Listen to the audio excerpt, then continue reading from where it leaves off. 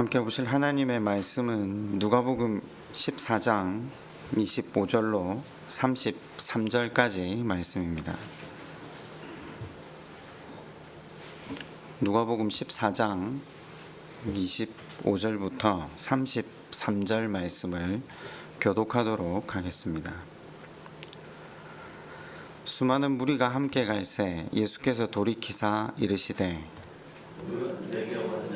자기 부모와 처자와 형제와 자매와 더욱이 자기 목숨까지 미워하지 아니하면 너희 내 제자가 되지 못하고 누구든지 자기 십자가를 지고 나를 따르지 않는 자도 능히 내 제자가 되지 못하리라. 자기 가진 것이 중고하기 족할는지 먼저 앉아 비용을 계산하지. 그렇게 아니하여 그 기초만 쌓고 능히 이루지 못하면 보는 자가 다 비웃어 이르되 이 사람이 공사를 시작하고 능히 이루지 못하였다. 또 어떤 임금이 다른 임금과 싸우러 갈 때에 먼저 앉아 1만 명으로서 저 2만 명을 거느리고 오는 자를 대적할 수 있을까 헤아리지 아니하겠느냐.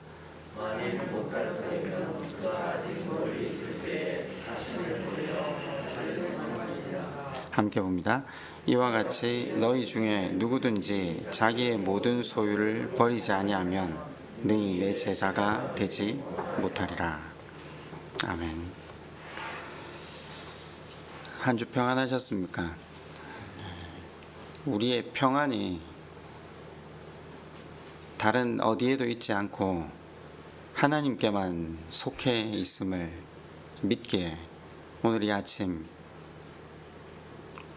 그분 바라보며 예배함으로 나아갑니다. 하나님을 바라볼 때에 약속하신 대로 위로부터 참 평안을 내려주시겠다고, 그래서 우리 삶의 위로와 참된 평강이 흘러 넘치는 복 누리시기를 주님의 이름으로 축원드립니다. 지난 시간 우리는 이렇게 질문을 드림으로 설교를 매듭 지었습니다. 우리가 그리스도인으로 불리잖아요. 그리스도인이라는 말의 뜻은요, 작은 예수거든요. 바꾸어 말하면 주님을 닮아가는 사람, 그걸 그리스도의 제자로 살아가는 사람. 우리에게 주신 구원 하나님 나라를 이루어가는 것이 우리의 본분인데, 그것을 이루는 삶이 제자로 살아가는 삶 아닙니까? 그래서 제자로 살아가기 위해서 제자로 산다는 게 내 생각, 내 의지를 내려놓고 스승의 뜻, 스승의 의지, 스승의 목표에 우리를 맞추는 게 제자로 살아가는 거잖아요. 마땅히 우리가 구원을 이루어가기 위해 제자로 살아야 할진데, 지난 시간 마지막 질문이 그거였잖아요. 여러분은 제자로 살아가기 위해서 무엇을 대가로 지불하셨냐고요. 무리가 아니라 제자로 살아가는 것이 우리의 본분일진데, 여러분이 제자로 살기 위해 지불한 대가는 무엇입니까? 아마 이런저런 답을 스스로 하실 수 있을 겁니다. 내가 젊었을 때는 이렇게 충성 봉사했다. 내가 한때는 하나님 앞에 이런 모습으로 나아갔다. 그럼 지금은 어떠세요? 왜 동일한 모습이 계속 이어지지 않죠? 그럼 과거에 했던 그것은 도대체 무엇을 근거한 것이고, 지금 그렇지 못하다면 왜 그렇습니까? 우리가 지난 시간 이걸 살펴본 거예요. 그러면서 우리가 치렀다고 하는 대가와 하나님이 받으시고자 하는 대가 사이에 말씀의 근원, 말씀이 말하고 있는 하나님이 받으시고자 하는 대가를 생각해 보았죠. 기억나십니까? 제가 지난주에 뭘 대가로 치르셨냐고 여쭤봤잖아요. 근데 주님이 받으시고자 하는 대가는 무엇이었죠? 자기 부인이었죠. 예, 주님이 받으시고자 하는 대가는요, 충성, 봉사, 열심, 헌신이 아니라, 그것도 맞는데요, 그것보다 상한 심령이 되어서 하나님 앞에 회개하는 것이 하나님이 제자로서 받으시고자 하는 대가의 핵심이었습니다. 있는 모습 그대로 하나님 앞에 나아가는 겁니다. 자주 사람들이 있는 모습 그대로라는 찬양을 하는데, 여기에서 있는 모습 그대로는 그냥 여기 서 있는 모습 그대로가 아니라 내 자신의 본질을 깨닫고 하나님 그분만을 소망 삼으며 나아가는 그 자세, 그 모습을 있는 모습 그대로라고 합니다. 그러면 회개하는 것이 왜 제자의 길이요, 상한 심령이 되어 그 하나님만 구하는 것이 왜 참된 평안을 누리는 것입니까? 우리가 지금 2021년 12월 마지막 주 주간, 그러니까 작년하고요 올해 서두에 제가 말씀 사경회를 계속해서 연이어 간다라고 말씀을 드리고요. 그리고 이 말씀 사경의 주제는요, 위로입니다.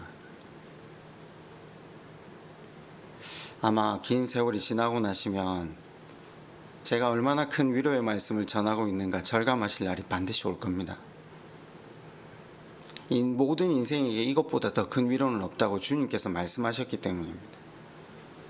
저는 회개보다 인생이 더 위로받을 길은 없다고 배우고, 아니 체험하고 절감하고 살아가고 있습니다. 그 어떤 체험보다 강력하고 경이롭고 아름답기 그지없는 것이 회개입니다. 회개를 통해 하나님 앞에 나아가기만 하면 하나님 그분께서 어루만져 주시고 인생에 참 위로와 참된 평안을 부어주시거든요. 그걸 경험하지 못하면 기독교는 그 어떤 것으로도 설명을 못합니다. 누가복음으로 한번 가보실래요? 이 부분을 잘 설명하고 있는 한 본문이 있습니다. 누가복음 7장 36절 말씀인데, 우리가 잘 아는 그 향유 옥합 이야기입니다.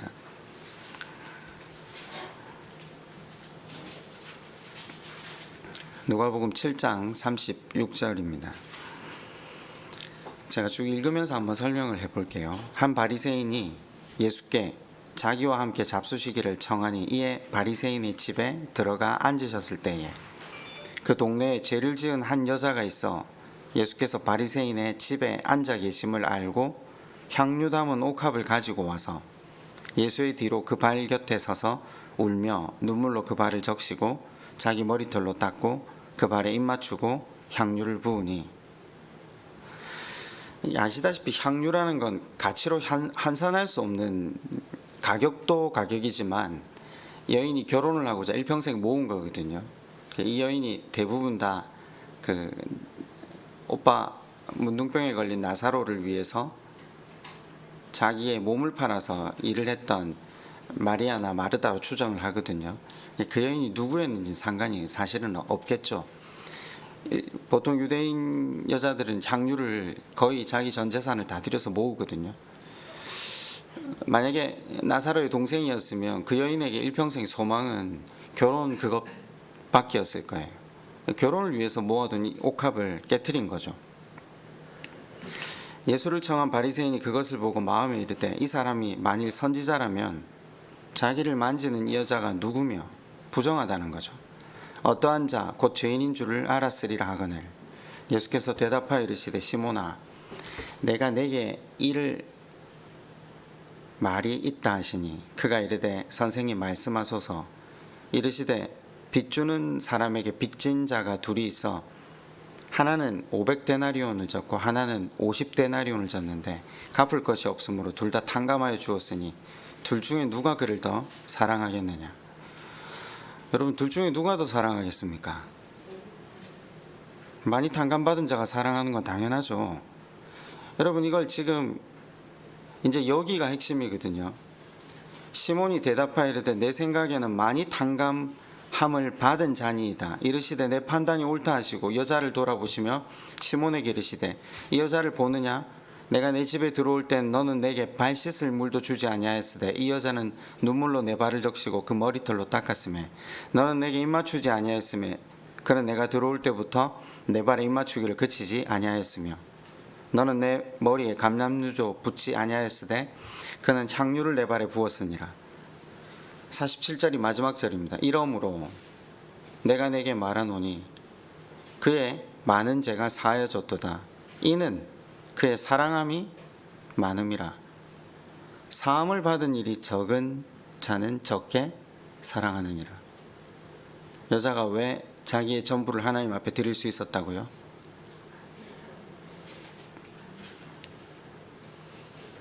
자기의 죄인됨을 깊이 절감했기 때문입니다. 그리고 자기에게 베푸신 구원의 은혜가 감사했기 때문입니다. 사람 취급받지 못한 자기에게 사람으로서 취급해 주신 그 하나님의 은혜가 얼마나 큰지를 절감한 사람들은 자기의 소유도, 자기의 관계도, 자기 인생의 목적도 내려놓는 것이 아무 문제가 안 된다는 겁니다. 무엇만이 이것을 가능하게 할 수 있다고요? 회개만이 가능하게 할 수 있습니다. 회개는 우리가 의지를 드린다고 할 수 있습니까? 아니, 시냇가 교회 다니고 계신 분들은 시냇가 교회가 생기면서 지금까지 회개를 이야기하고 있는데 이 회개가 오직 누구의 능력으로 된다고 예수님이 말씀하십니까? 성령 하나님의 도우심을 구하라라고 이야기를 합니다. 기독교가 말하고 있는 가장 복된 길, 참 평안과 기쁨과 행복을 누릴 수 있는 유일한 길은 예수님 초대하고 계신 이 회개의 자리, 제자의 자리입니다. 더 많이 죄인인 줄 아는 자가 더 많이 사랑받은 줄 안다고 성경이 말하고 있습니다.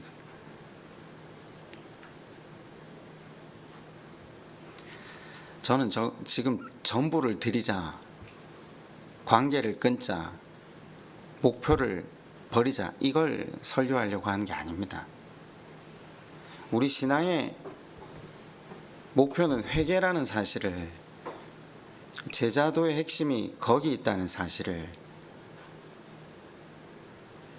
신앙생활이 왜 어렵다고 이야기를 하시는지 아십니까?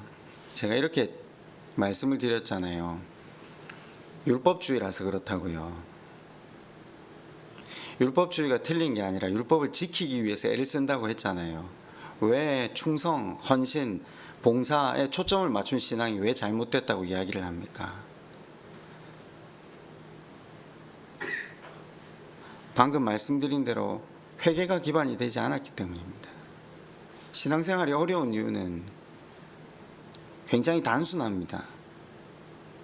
그러면 뭘 하면 됩니까? 네, 기도해라고 예수님 말씀하시잖아요. 그것 때문에 기도해라고 하는 겁니다. 무엇을 구해라고요? 성령의 도우심을 구해라고요. 그걸 이외에는 주님께서 우리에게 가르쳐 주신 방법이 없습니다.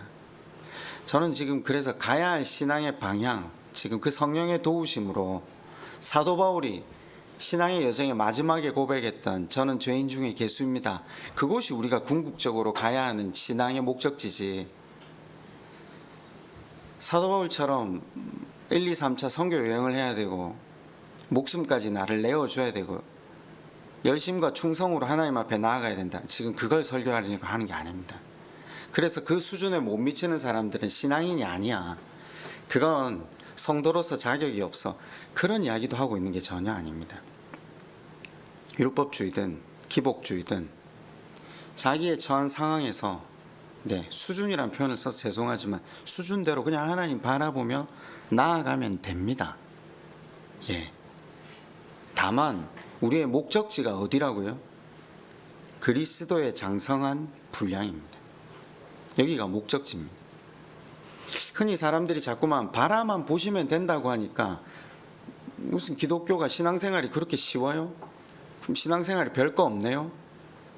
그럼 뭐 하자는 겁니까? 이런 식의 질문을 가끔 던지시거든요. 천만에요. 나아가야 할 방향과 목적성, 그 목적지는 어디라고요? 그리스도의 장성한 분량. 이게 굉장히 추상적인 말인데 쉽게 풀어보면요, 그분을 닮는 겁니다. 제자로서 사는 겁니다. 그분을 닮는다 할 때 핵심은 뭡니까? 이걸 이제 이번 깨어 산다는 시리즈 설교의 맨 마지막 부분에 가서 다시 논할 주제인데, 그분을 닮는다 할 때 그분의 어떤 모습을 닮는 거죠? 그리스도께서 이 땅에 오셔서 보여주셨던 삶을 두 가지로 요약하면 제물, 십자가죠. 그리고 하나는요, 제사장, 섬김. 두 가지입니다. 제물, 제사장, 두 가지입니다. 방향은 거기입니다.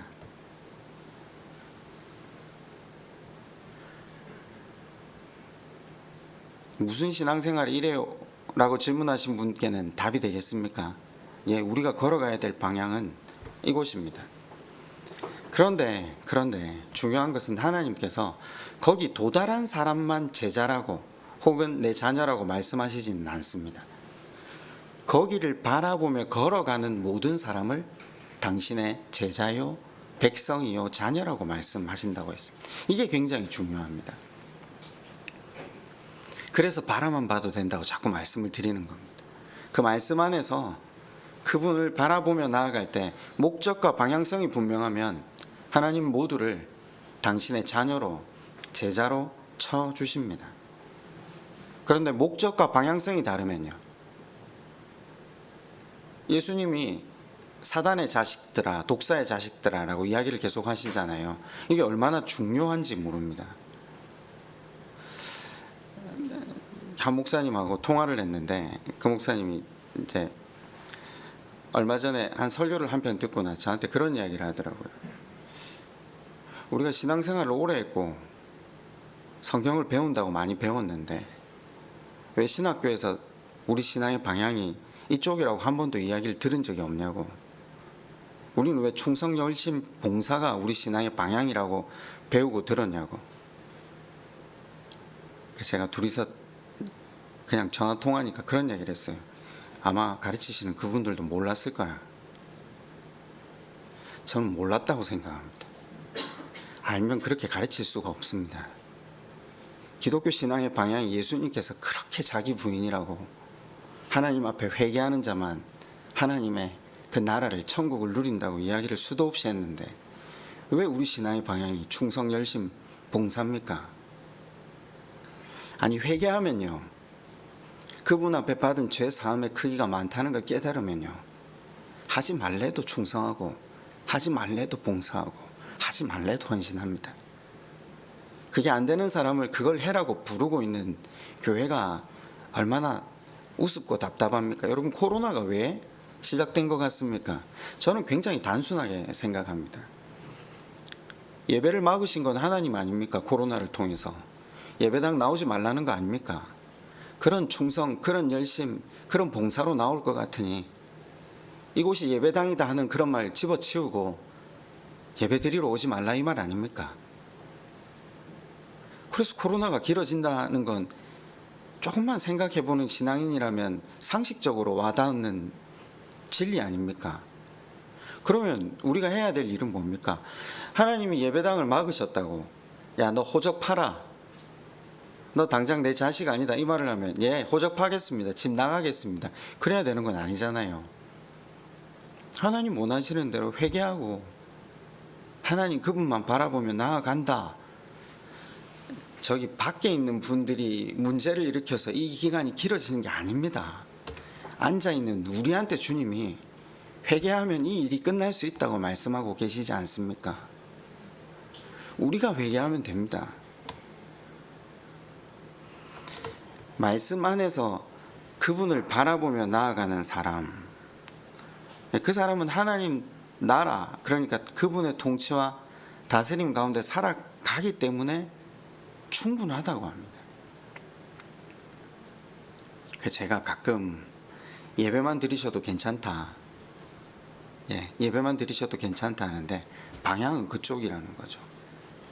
올 한 해 예배가 회복되셨으면 좋겠습니다. 하나님과의 관계가 깊어지셨으면 좋겠습니다. 아마 1, 2월 방학이 끝나면요, 제자반도 다시 열리고 이제 순모임도 다시 시작하려고 합니다. 지난 2년 동안 여러 가지 일들 우리가 맞으면서 진행을 전혀 못했는데 3, 4, 5, 6 다시 이제 순모임을 시작하고요. 4인 1조로 해서 남자들, 여자들 따로 다시 모으려고 해요. 많이 모이기가 여의치 않으니까 여러분 그냥 문득 그런 생각 안 드세요? 2년 동안 아무 모임도 없고 그냥 내가 원하는 대로 주일 사용하고 내가 원하는 대로 시간을 사용했잖아요. 아니 이제 좀 하나님하고 관계를 회복시키기 위해서 예배와 그리고 말씀 안에서 내가 누구인지를 깨닫고 계속 하나님만 바라보게 하기 위해서 우리 애를 써야 됩니다.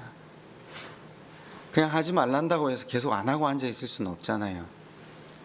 작년 한 해는 그 순장들을 세우기 위해서 제자 훈련을 했습니다. 그리고 올 한 해는 다시 제자 훈련도 하고 동시에 순모임도 시작하려고 합니다. 오늘 본문을 다시 돌아가 볼까요? 누가복음 14장 26절인데 죄송한데 물 한 잔만 좀 갖다 주실 수 있겠습니까?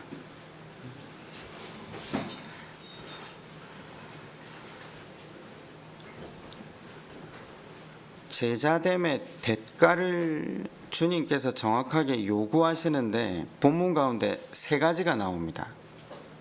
첫 번째는 26절이고요. 두 번째는 27절이고요. 세 번째는 33절입니다. 제가 지난 시간 읽어놓고 설명을 다 하지 않았는데 첫 번째가 26절이 무릇 내게 오는 자가 자기 부모와 처자와 형제와 자매와 더욱이 자기 목숨까지 미워하지 아니하면 능히 내 제자가 되지 못하고, 여기는 뭐라고요? 관계입니다. 두 번째는요, 누구든지 자기 십자가를 지고 27절요 나를 따르지 않는 자도 능히 내 제자가 되지 못하리라. 삶의 목적입니다. 마지막 33절은요, 이와 같이 너희 중에 누구든지 자기의 모든 소유를 버리지 아니하면 능히 내 제자가 되지 못하리라.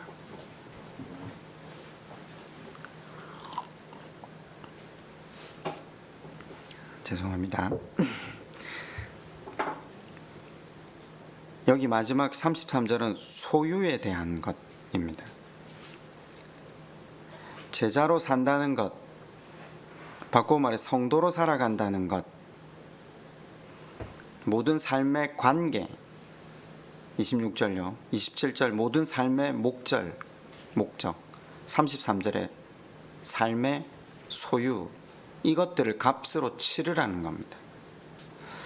마태복음에 동일한 비유가 나왔잖아요. 천국은 밭에 감추인 보화를 보고 전 재산을 들여서 사는 것이라고 했잖아요. 그죠? 자, 하나씩 다시 살펴볼까요? 모든 관계 속에서 누가 제일 우선시 되어야 한다고요? 예수님. 그래서 우리가 주일 성수하고 주일만큼이라도 거기서 한 걸음 더 나아가면 수요일만큼이라도 하나님 바라보면서 기도하려고 애를 쓰는 것 아닙니까? 세상에서 가장 사랑하고 관계를 위해서 애를 써야 되는 분이 누구라고요? 예수님. 근데 사실 이 26절이 이렇게 돼 있잖아요.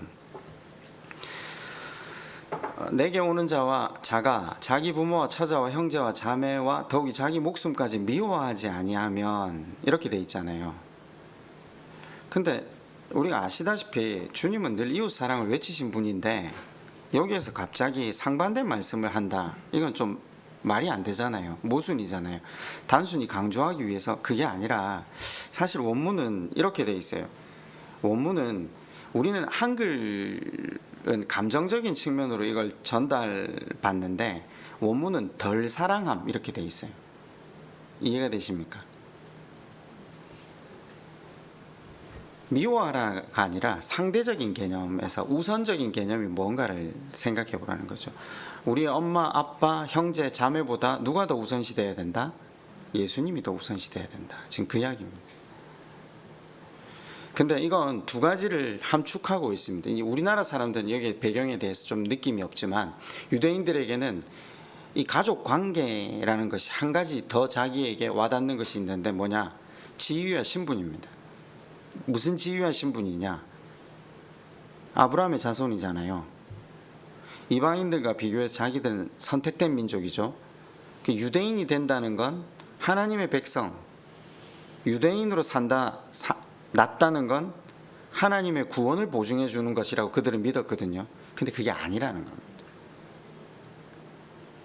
너희들이 가지는 구원의 확신, 너희들이 가지는 하나님의 자녀됨, 하나님의 백성됨을 더 이상 혈통의 근거 삼지 말라는 겁니다.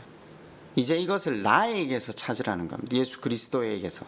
나를 근거 삼지 않고는 하나님과의 관계가 회복될 수 없다라는 것을 26절을 통해 말씀하고 계신 겁니다.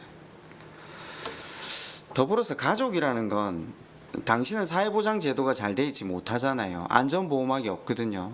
그러니까 가족만 유일한 안전보호막, 노후 대책, 그죠? 근데 예수님 하시는 말씀 중에 지금 이거에 같이 들어가 있는 거죠. 그걸 의지하지 말고 나를 의지하라는 거예요. 안전, 보호, 지휘, 신분, 이 모든 것이 누구에게 달려있다고요? 예수님께 달려있다는 거죠. 그래서 예수님 이렇게 말씀하시잖아요. 먼저 그 나라와 그 의를 구하라. 예. 이제 이 말씀 의미 설명 계속 안 드려도 되겠죠. 먼저 그 나라, 그분의 다스림과 통치, 그의 제자가 되기 위해서. 그 의가 뭐였습니까? 이제 윤리, 도덕 이런 거 이제 안 떠올리시죠. 하나님 앞에 회개함으로, 상한 심령으로 나아가기를 애쓰라. 그러면 하나님께서 모든 것을 더하시겠다. 주님의 말씀이 사실 머리로는 이해되는데 유대인들이 수천 년 동안 따라온 전통이잖아요. 그리고 자기 안에 세워진 가치고 체계인데 이게 깨트리기가 쉽겠습니까? 이 말씀을 듣고 있는 지금 우리들에게도 쉬운 요구가 아니잖아요. 우리도 그렇잖아요. 아니 이 밤에 죽어도 구원의 확신이 있으십니까? 했을 때 주저주저 했지만 거기서 손 안 들면 구원 못 받는다는 생각에 손 들기도 했거든요. 근데 지금 우리가 손 들고 안 들고요, 우리 구원이 달려있지 않다는 거죠. 그럼 우리의 신념이죠. 주님은 우리에게 주신 이 구원을 제자됨을 통해서 그리스도의 장성한 분량을 닮아감을 통해서 하나님 나라를 이루라 하셨잖아요. 그러니까 어려워지잖아요, 우리한테도. 아니 아까 유대인들에게 말씀하신 것처럼 이 땅의 내일 보장하는 것이 우리도 통장 잔고라고 생각하잖아요. 부동산이라고 생각하고요. 근데 주님이라시네요. 이게 쉽습니까?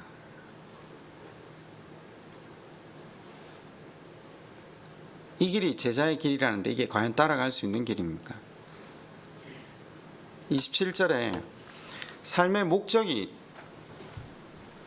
누구의 목적과 같아야 된다고요? 예수 그리스도의 목적과. 이게 제자죠. 제자는 스승의 목적과 같이 해야 된다니까요. 자기 뜻, 자기 계획을 내려놓아야 된다니까요. 예수님 목적이 뭐였습니까? 십자가를 지고 나를 쫓으라. 이게 무엇을 의미하는 거죠? 내가 주님 이외에 쫓고 있는 세상의 것들, 내 나름대로의 계획, 내 나름대로의 삶의 목적, 바꾸어 말하면 내 야망이죠. 그거 내려놓고 주님이 나를 향해 가지신 그 뜻, 주님이 명하시는 것을 내 삶의 목적으로 삼으라는 겁니다. 우리가 지난주에도 말씀을 통해서 묵상했지만 베드로하고 제자들은 지금 이때까지도 메시아는 어떤 메시아여야 된다고요? 로마를 내쫓고 새 나라를 세우셔서 자기들로 하여금 이 이방 땅에서 드디어 다윗의 왕국을 다시 회복시키고 모든 사람이 조공을 갖다 바치고 높아지는, 그리고 자기들도 한 자리씩 해야 하는, 그게 그들이 이해했던 주님 그분이었고, 주님은 그 삶을 이루시려는 목적으로 나가야 된다고 생각했던 것 아닙니까? 주님을 잘못 알고 있었던 거죠. 여러분은 주님을 어떻게 알고 계세요? 맞잖아요. 지금 오늘날 수많은 크리스찬들이라고 붙이면 좀 그렇네요. 교회를 나오잖아요. 근데 궁극적으로 목표가 뭐죠? 자기가 영광 받는 거, 자기가 높임을 받는 거. 자기가 높은 자리에 올라가고 성공하고 안정되게 사는 거, 인정받는 거, 사실 그걸 목적으로 삼는 사람이 꽤 많습니다. 근데 주님은 참 제자가 되려면 그런 기대, 그런 야망 가지고 교회 나오면 안 된다라고 이야기를 하시는 거죠.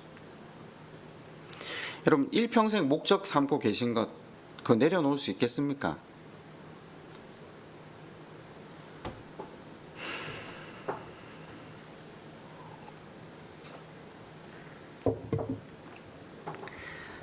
(33절을) 이제 마지막 세 번째네요. 소유에 대해서 이야기를 하십니다. 지금 주님이 소유의 일부를 달라 하십니까? 전부를 달라 하십니까? 전부잖아요. 이거 단지 뭐 11조 헌금 생활 수준의 것이 아니라 전부잖아요. 아니, 저 잠시만 말씀에서 한번 고개를 드셔서, 오늘 예수님이 우리한테 오셔서요, 꿈이나 계시나 환상으로 만약 이렇게 말씀하셨다 칩시다. 내게 준 거 다 내 것인데 너 거 다 내놓아 봐. 그럼 기꺼이 내어드릴 수 있는 분 계십니까? 예수님 직접 오셔서 말씀하신다면요. 그러니까 지금 예수님 직접 오셔서 말씀하신 거예요, 우리한테. 제자로 산다는 건, 그러니까 그 제자로 사는 것에 대한 대가, 비용은요, 내 모든 관계, 내가 가지고 있는 존재의 목적, 인생의 목표, 그리고 내가 가지고 있는 이 모든 소유보다 주님을 더 가치롭게 여기는 삶이어야 된다는 거죠. 이게 제자의 삶이라는 겁니다. 그럼 제가 이 대목에서 질문을 다시 하나 드려볼까요? 이게 가능합니까? 이게 가능합니까? 혹시 이 가운데서요, 어렵겠지만 한번 해보겠습니다. 계십니까? 그럼 그래도 해야 되는 거 아닙니까? 저는 하겠습니다. 이게 지금 쉽지 않아요. 만약에 누가 손을 드신다면 제가 이렇게 말씀을 드려야 됩니다. 뭐라고 해야 되냐면, 아직 덜 따져보신 거 아닙니까? 아직 계산 덜 하신 거 아닙니까? 지금 예수님 지금 계산 덜 했냐고 이야기를 하시잖아요, 본문에서. 이거 못합니다.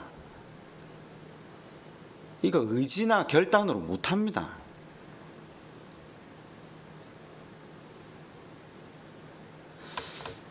금요일 아침에 오니까 권사님들 청소를 하시고 이제 커피를 마시고 계시던데, 저를 만나니까 제일 첫 번째 말씀이 그 이야기시더라고요. 목사님 살 빠지셨네요.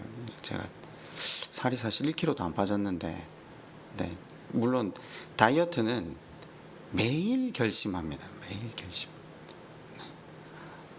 갑자기 지금 웃긴 이야기를 하려고 좀 방향을 한번 들어봤는데, 언제부터 다이어트를 하기로 결심을 했나 가만히 생각해 보니까, 결혼하고 나서 살이 좀 찌고 나서 이제 축구를 하는데 사람들이 다 내 앞을 지나가더라고요. 그때부터 이걸 이제는 살을 정말 빼야 되겠구나. 그게 지금 그 결단을 한 지가 벌써 이제 20년이 다 돼가거든요. 20년을 매일같이 결단하고 있어요, 사실. 매일 결단하고 또 결단하고, 이제 그 결단이 최고 극점에 오를 때가 언제냐면, 어제 한 집사님이 저한테 이제 밤에 밤늦게 맛있는 걸 먹는 사진을 보여주던데, 그래서 같이 똑같은 걸 먹고 나서 앉아서 이제는 다이어트를 시작해야 되겠다. 배부를 때 다이어트를 결단하는 게 제 의지의 한계입니다. 자, 왜 갑자기 이야기를 하냐면요, 이 의지력 가지고 예수 그리스도의 제자가 된다고요? 이게 불가능합니다. 일단 저는 불가능합니다. 뭐 이 중에 어느 분들은 계실지 모르겠는데, 보세요. 우리가 이 정도 의지력 가지고 있는데 지금 주님은 관계, 소유, 야망, 목숨 다 내놔라 하시거든요. 예수의 제자가 될 수 있어요? 아니요. 우린 사실 예수의 제자가 될 만한 능력 자체가 없는 사람들이에요. 그걸 사도 바울이 깨달은 거예요. 그래서 사도 바울이 뭐라고 고백하는지 압니까? 오호라 나는 공고한 사람이로다. 내 마음은 선은 행하기 원하고 내가 예수의 제자 되기를 원하는데 삶은 내 중심이고 늘 내 안에 선을 행하는 능력이 하나도 없구나. 이걸 사도 바울이 로마서 맨 마지막에 깨달았다니까요. 맨 마지막에 깨달았어요. 그래서 사도 바울이 뭐라고 합니까? 너희는 나를 본받아서 이 길을 걸어가라 이렇게 이야기하잖아요. 근데 사람들은 그 주를 믿는데 열심을 내라는 구절로 생각을 하거든요. 아니, 같은 말인데 지금 의를 하나 잘못 깨달으면요, 이걸 선교 여행을 가기까지 미전도 종족을 향해 나아가기까지 자기 전부를 다 드린 열심을 낸 걸 본받아라라고 해석을 하는데, 아니요, 지금 사도 바울이 로마서 마지막에 뭐라고 고백하고 있는데 이게 안 된다고 했는데요. 그러면 사도 바울이 본받아라라고 하는 게 무엇이었습니까? 상한 심령이 된 걸 본받아라. 나한테 소망이 없어서 그래서 주님 십자가만 바라보는 이 자세를 본받아라고 해요.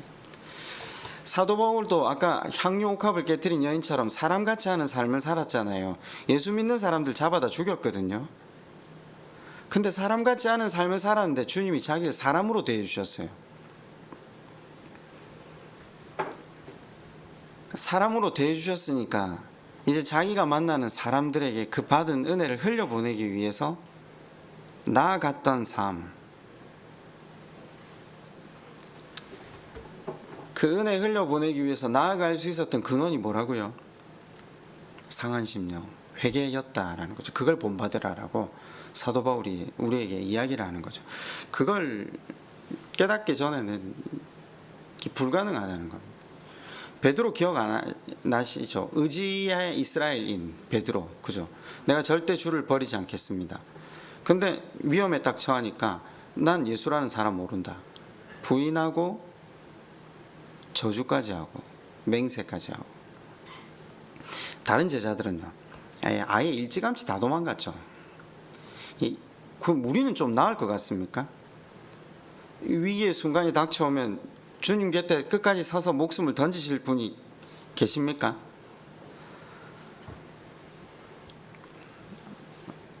성도분들에게 제가 하나 이야기를 하면, 우리 사실 굉장히 큰 착각하고 살아갑니다. 내가 신앙생활 열심히 하고 내가 훈련 열심히 받고 내가 기도생활 열심히 하면 예수의 제자가 될 수 있을 거야. 그 제자 훈련이라는 말 자체가 사람들로 하여금 얼마나 큰 오해를 불러일으키는지 모릅니다.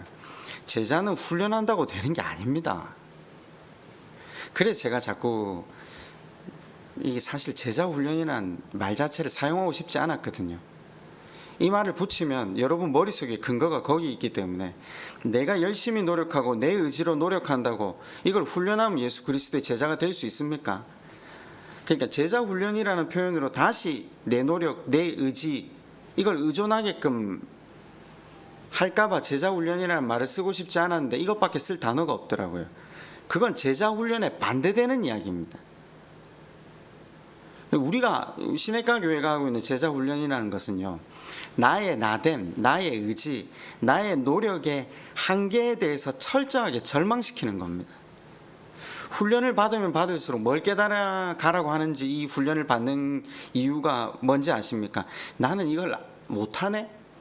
나는 이걸 할 수 없네? 이거 하면 할수록 주님의 제자가 된다는 게 불가능하구나. 그걸 느끼면 진짜 제자 훈련을 성공한 겁니다.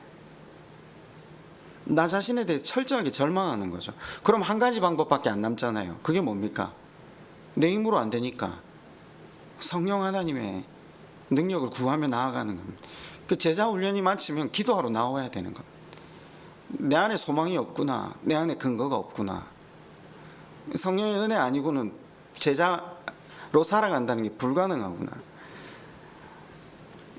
그걸 알게 되는 게 제자 훈련입니다. 시내가교회 이번 올해 세 반의 제자 훈련을 했었거든요. 이런 훈련 저런 훈련들을 거치시면서 만약에 내가 신앙생활 하는데 자신감이 생겼다, 그럼 사실 신앙교육 잘못 받은 겁니다. 엄밀하게 말하면요. 자신감이 사라져야 됩니다. 자존감, 자신 스스로 존재하려고 하는 마음이 사라져야 됩니다. 그게 기독교입니다. 내가 작아지고 믿음, 내가 작아지고 하나님이 커가는 게 믿음이라고 했잖아요. 주님만을 신뢰하고 주님만을 의지하는 마음이 더 커져가야 돼요. 사실 그래서 배우면 배울수록 내가 모르는 게 더 많이 깨달아집니다. 내가 부족한 게 더 많이 절감되어집니다. 그러니까 배우면서 이상하게 방향으로 나가는 거죠. 아, 이걸 안다고 해서 되는 게 아니구나. 그 자신의 실체를 대면하면요, 이 제자됨의 첫 단계로 들어가는 겁니다. 예수의 제자는요, 성령의 능력과 역사로 되는 겁니다. 그 이외에는 없습니다. 내 힘과 내 노력, 내 의지로 되는 게 아닙니다. 똑같은 말씀이 여호수아서 24장에 있습니다. 한번 가보실래요? 여호수아서 24장 14절입니다.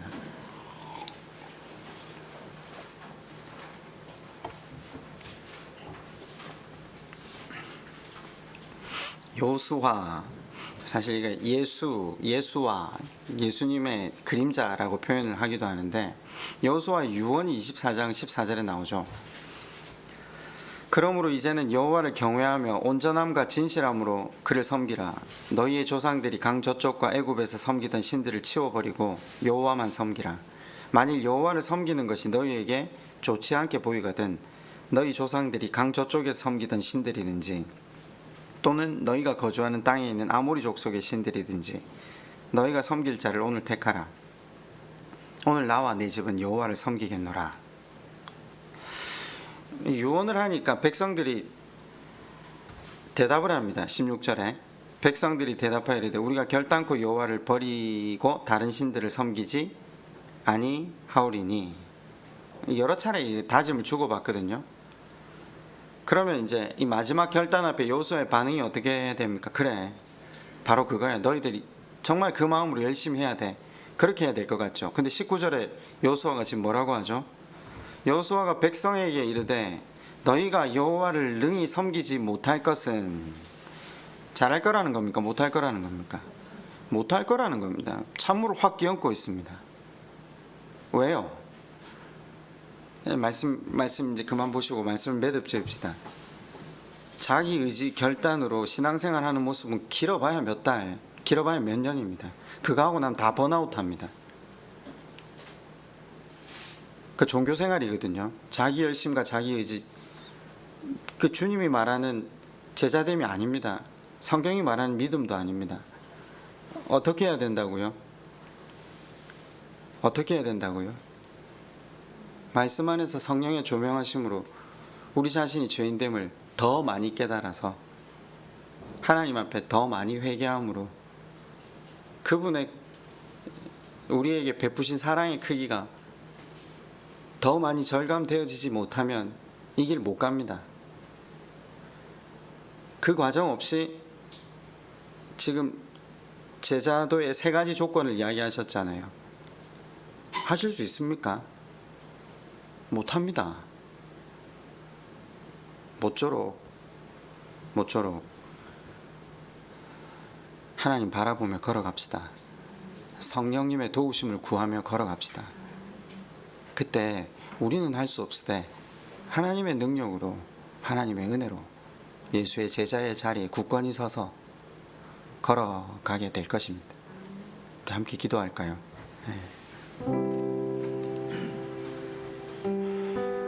제가 지난 시간 이렇게 기도 제목을 한번 드렸는데, 예수의 제자됨은, 제가 한번 해보겠습니다. 한번 해보죠. 이 자신감이 꺾어지기 전까지는 절대 못하는 거라고 제가 말씀을 한번 드렸습니다. 그렇다고 제자 못되겠다 돌아가야 되는 것도 아니잖아요. 성령님, 우리를 제자로 불러주셨으니 말씀을 조명하심으로 우리가 하나님 앞에 누구인지, 또 우리가 받은 사랑이 얼마나 큰지 하나님, 성령 하나님 역사해 주십시오. 그 성령 하나님의 능력과 힘으로 다시 한번 제자 되기를 하나님 앞에 결단하고 우리 시간 한번 성령의 도우심을 구하며 나아가겠습니다.